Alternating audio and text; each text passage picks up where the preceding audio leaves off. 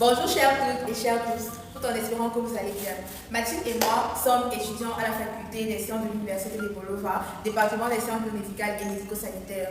Alors, dans le cadre de nos études et de vos certifications également, nous allons aborder une pathologie qui est appelée le choléra. Alors, c'est quoi le choléra? Le choléra est une maladie diarrhéique strictement humaine causée par une bactérie appelée Vibrio cholerae. Elle a été identifiée pour la première fois par un scientifique appelé Assini en 1854 et a été isolée par Robert Koch en 1883. C'est une maladie qui est répandue sur toute la planète qui subit actuellement la 7e pandémie à choléra. Alors, elle se manifeste le plus souvent par une grave déshydratation et de graves diarrhées. Sans plus tarder, nous allons vous parler des causes, des méthodes de diagnostic, des manifestations dans l'organisme, des moyens de traitement et de prévention du choléra. Et en dernier lieu, nous parlerons également des statistiques de cette maladie au Cameroun. Il est évidemment important de savoir que le choléra est une maladie infectieuse causée par la bactérie Vibrio cholerae. Cette bactérie est généralement présente dans l'environnement aquatique, c'est-à-dire les eaux. Comme cause du choléra, nous avons la consommation d'eau contaminée par des excréments humains, la consommation d'aliments contaminés, les fruits de mer crus insuffisamment cuits, ainsi que la mauvaise condition d'hygiène. Cholera is an acute intestinal infection caused by the virus Vibrio cholerae, and its symptoms include: first, we have profuse watery diarrhea.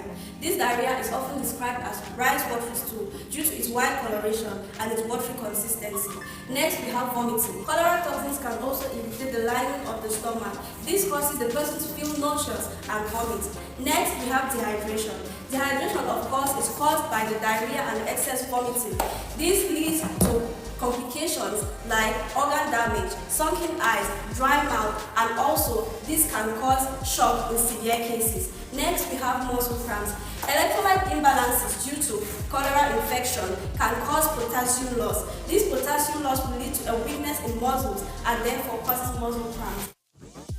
Comme diagnostic, nous avons l'examen microscopique des selles qui permet de déterminer la présence de la bactérie Vibrio cholerae. Nous avons aussi la culture bactérienne des selles qui permet d'isoler et d'identifier la bactérie. Et nous avons le test PCR qui permet d'identifier l'ADN de la bactérie présente dans les cellules.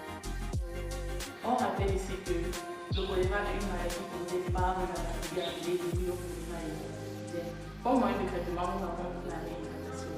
Celle-ci peut se faire par administration, par voie orale ou par voie veineuse des solutions de réhydratation.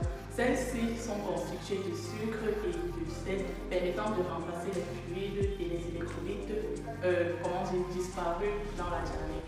Nous avons aussi la prise des antibiotiques tels que la toxicilline et la cyclopropane qui permettent de réduire la diarrhée et la santé. Comme méthode préventive, nous avons la prise des vaccins. Les vaccins ici sont généralement pour les personnes allant dans les zones à risque. Comme vaccin, nous avons le Gicarotte et le Covid.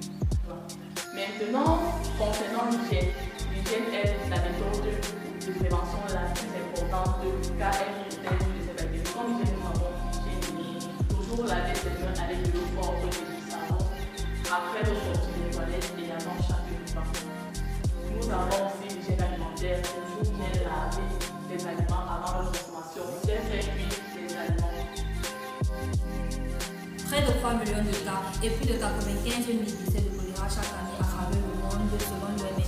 Entre 2000 et 2016, la moyenne annuelle des chiffres déclarés s'élevait à seulement 200 691 cas et 3 858 décès.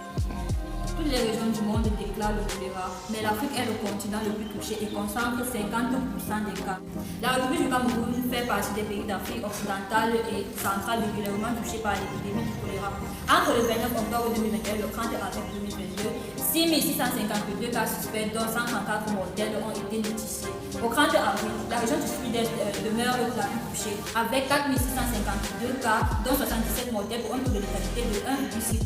La région du littoral vient en deuxième position, comptabilisant 1704 cas et 51 décès, dont 1684 sont notifiés en 2022.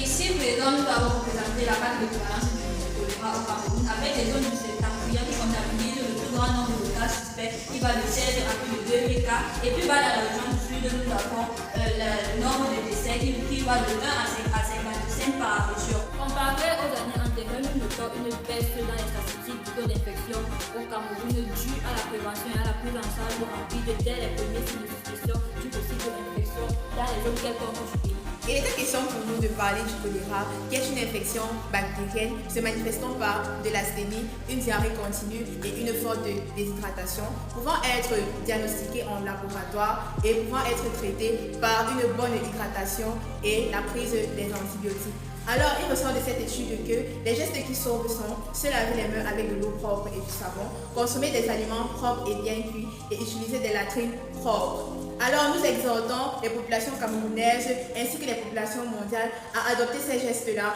afin de réduire au maximum les taux d'infection au choléra.